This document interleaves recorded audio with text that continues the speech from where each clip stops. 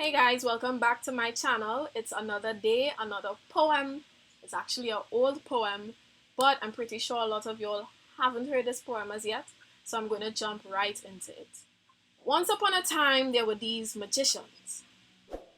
I was told that on the sixth day of creation, they were made from dust, given the earth as a gift for existing, and told to go forth and make magic.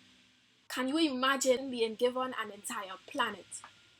They were supposed to make it a better place, supposed to maintain and enhance its beauty, bring smiles to a crowd of 7 billion faces, live in harmony with all of the organisms that existed in that space.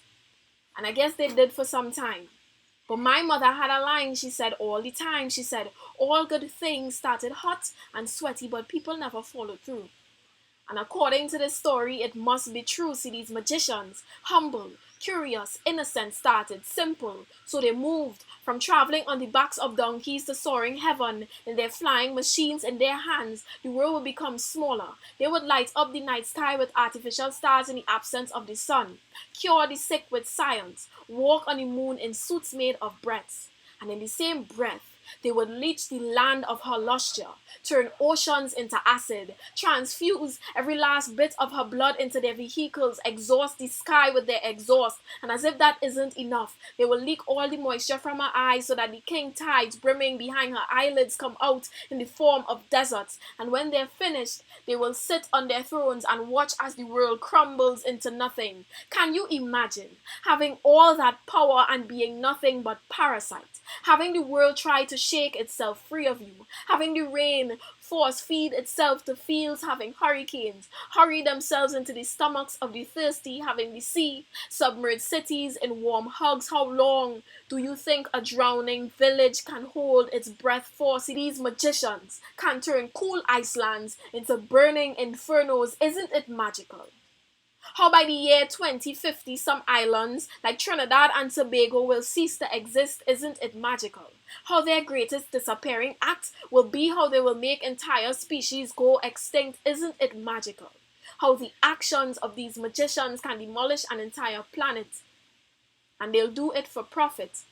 And because of them, one day we'll all have to flee our homes like wildlife running out of a burning forest.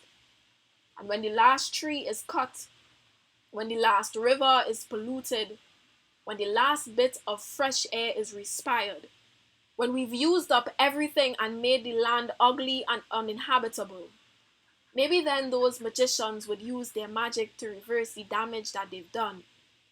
Or maybe it will be too late.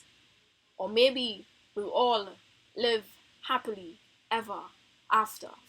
Cool, so this is a very old poem that I did. I wrote this poem at least 3 to 4 years ago. And just kind of thinking along the lines of, taking care of the environment and doing better to ensure that future generations have a healthy, safe earth to live on. And not being selfish with the space that provides so much for us.